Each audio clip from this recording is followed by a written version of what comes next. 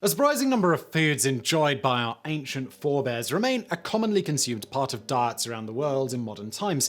Among them, of course, is bread, in different forms and styles depending on the cultures of the consumers. Another is beer, considered a food to the ancients. The builders of the Great Pyramids of Giza provided the workers with over 4 liters of beer every day, which served as both refreshment and nutrition. Likely it inspired a low absentee rate as well. Other foods consumed in ancient times have fallen by the wayside over the centuries, for various reasons. One is extinction. For example, there is ample evidence that prehistoric man hunted mastodons, likely for food, as well as the acquisition of a fur coat. Alas, roast mastodon is no longer possible, but other foods enjoyed by the ancients remain available and should be considered for a return to modern menus and dinner tables. Here are 10 such foods offered for consideration for discriminating palates. Number 10. Peacocks and Peahens. The ancient Romans enjoyed a showy display during their feasts and celebrations, with the presentation of food an important part of it. Modern-day chefs and cooks taught the importance of presentation as well. For the Romans, a roasted peacock arrived at banquet tables adorned with its tail, feathers, and wings displayed. The practice continued well into medieval times, usually at the tables of the well-to-do. How and when it died out is hard to say. In some areas, it hasn't died out at all. At least the consumption of peafowl remains a practice. Peafowl are members of the family, which includes pheasant, turkey, and quail, the consumption of which remains common. A quick internet search reveals numerous recipes for peafowl, including roasting a whole bird, cooking individual parts of the bird, or making a peafowl sausage. In China, they are bred commercially for consumption. Certainly, a whole roasted peacock prepared and presented in the ancient manner would appear a more sumptuous meal than a mere turkey or chicken, or maybe not. Number 9. Posca. The ancient Romans, both the peasant farmers and soldiers in the legions, enjoyed a potable known as Posca. Posca consisted of cheap, low-quality wine or wine vinegar flavored with herbs and spices, to which water was added. The acid of the vinegar acted to kill most of the germs in the water should it be contaminated, and the result was a healthy drink. It helped hydrate and refresh its consumers and was especially popular in the Roman army, which carried it on the march in large barrels pre-mixed. The Romans believed Posca fortified them on the march and in camp. Their commanders, in part to help foster the belief, consumed Posca, though in general upper-class Romans detested the drink. Consuming good wine was considered detrimental to discipline and a violation of duty while on a military campaign, and many Roman commanders took Posca instead, including Julius Caesar and Hadrian. They believed that if Posca was good enough for the commander, the men in the ranks should expect nothing better. Number 8. Carob. Carob is known today as the basis for ersatz chocolate. Native to the Mediterranean region, it was well known to the Greeks and Romans in ancient times. Carob is a flowering plant, a member of the legume family, which includes both peas and beans. Nowadays, it is commonly found dried and ground into powder or in prepared foods such as carob chips or bars. Some people enjoy carob as a beverage, dubiously claiming it to be as tasty as real cocoa. The Romans, and the Greeks before them, considered carob a fruit and devoured it as such. The edible seeds, as with peas and beans, grow in a pod. Romans encountering carob shrubs with ripe pods simply ate the seeds directly from the branch without further preparation. Carob is seldom found commercially today in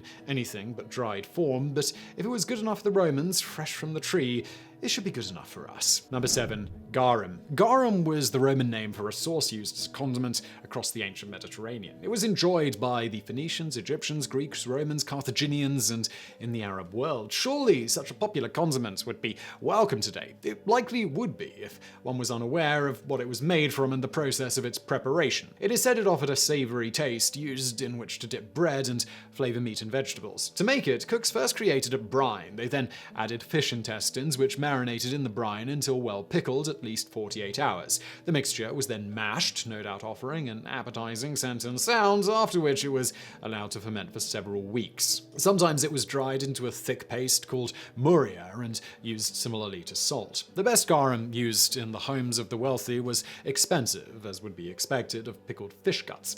Garum was commercially manufactured and exported by the Romans, and a kosher version was discovered in the ruins of Pompeii, indicating it was part of Jewish cuisine as well. Number 6. Cayenne Wine. Cayenne wine was a product of the Greek island of Chios and considered by the ancient Greeks and later the Romans as the finest of all wines. They called it black wine, though it was likely a deep red color. Plutarch described it as expensive, but worth it. By the 4th century BCE, Chios exported a great deal of this stuff to Athens. The Greek geographer and historian Strabo considered it the finest wine in Greece at the time. Cayenne wine was not aged in oak barrels, but earthenware jars called amphorae, which may have accounted for its special taste. The ancient Romans regarded beer with disdain since it was the preferred beverage of the Celts, Britons, and other barbarians. They preferred wines, and the black wines of Chios were held in high esteem by the elite of Roman society as the finest available. Until the 1st century CE, Cayenne wines were expensive and rare in Rome and used mainly as a medicine for those who could afford it. It later became more affordable, at least for the wealthy. The famed physician Galen considered its medicinal properties extensive and prescribed it for a wide variety of maladies, including, somewhat understandably, melancholia. Number 5. Lard. In the ancient Mediterranean, the staple fats were oils primarily from the olive, but also from sesame and other sources. In ancient China, as far back as 4000 BCE, pork and domestic chickens were consumed. The fatty portions of domestic hogs were rendered into lard, used as both a cooking fat and a lubricant by the Chinese. Its use traveled westward many centuries later, though its use never achieved much popularity in the Mediterranean diet for both religious and cultural reasons. Those beer-drinking barbarians liked it though, and for many more centuries it was the preferred cooking fat in Western cooking. Eventually, after its cholesterol-raising qualities were better understood, it fell into disuse. Those who support English-style cooking and those of the American South still consider lard to be the best fat used to bake biscuits and pie crusts, and for many other culinary applications. As one famous American chef is wont to say, pork fat rules. Number 4. Melasomos. Black soup. A dish favored by the Spartans who believed it gave them strength and endurance was called melasomos. It served as a staple for the troops of the Spartan armies and was, unsurprisingly, evidently created by army cooks. No actual recipe for the soup survives in writing, though it is described in legends and Spartan mythology. Its primary ingredient was pork. To prepare it, cooks drained the blood of a freshly slaughtered pig into a cooking vessel. The legs of the pig were added, symbolizing the arms and legs of the soldiers who would eat it, and vinegar was then added to prevent the blood from clotting and extend the soup. This delightful concoction was then boiled until the cook deemed it ready for serving. Legend has it that a man from Ciborite in northern Italy once tasted the soup and declared it the reason the Spartans didn't fear death. Dead men require no longer to eat, he reportedly said. Ciborite, by the way, was a city notorious for excess luxury gluttony and gave us the word Ciborite. Number 3. Silphium. The ancient Egyptians, Minoans, Greeks, and Romans all used a herb known as Silphium. The Romans used it extensively, sprinkling it on food as seasoning. Some believe it to have been a type of celery, others claim it was similar to fennel. It grew in the wild in the coastal areas of modern-day Libya. Speculation is that animals grazed on it, which led to its extinction before the onset of the Common Era. It is described in some of the writings of the ancients. There was also speculation among ancient writers that the plant resisted cultivation and over-harvesting of the wild plant led to its extinction. To put it bluntly, though it is referred to widely in ancient writings and even appears on ancient coinage, nobody is certain what it actually was. The Greeks and the Romans believed that in addition to its wildly popular flavor, it acted as both an aphrodisiac and a contraceptive. That combination of properties alone would certainly contribute to its popularity. The traditional heart shape as seen in Valentine's is believed to be a representative of the seeds of Silphium. Hippocrates lauded its medicinal qualities. It was used to treat ailments of the throat, indigestion, and even warts. What the ancients called Silphium is believed to be extinct, though its exact identity is unknown. That's too bad, since a plant which could flavor foods, produce perfume, act as a contraceptive, remove warts, and serve as an aphrodisiac would certainly be of value today. Number 2.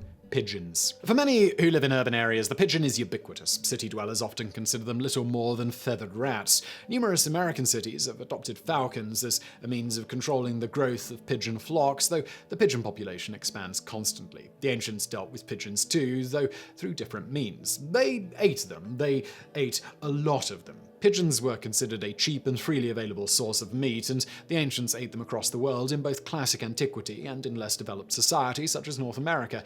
They continued to be popular as food well into the 19th century in Europe and America, with one particular species, the passenger pigeon, eaten into extinction in 1901. There has been discussion of using DNA from existing specimens of passenger pigeons to clone the species, though not as a potential food source. Considering the large numbers of pigeons extinct in American cities and towns, such efforts effort seems unnecessary. Pigeons are alleged to have a flavor similar to chicken, what doesn't, and numerous recipes for their preparation from both ancient and more recent times exist. Number 1. Moritum. The Romans, at least the more well-to-do of them, enjoyed a dish which would be readily recognized today. They also enjoyed it in the same manner as its modern-day counterparts, as a snack or light meal. There is evidence it was offered by vendors in the arena at Pompeii and the Colosseum in Rome, and not to enjoy while viewing gladiatorial combat. Called Moritum, it was essentially a cheese spread eaten with bread. It was made using a mortar and pestle, the former of which gave it its name. Fresh cheese, most likely soft goat's cheese, was mixed with herbs, oils, vinegars, wine, and nuts or combinations thereof, and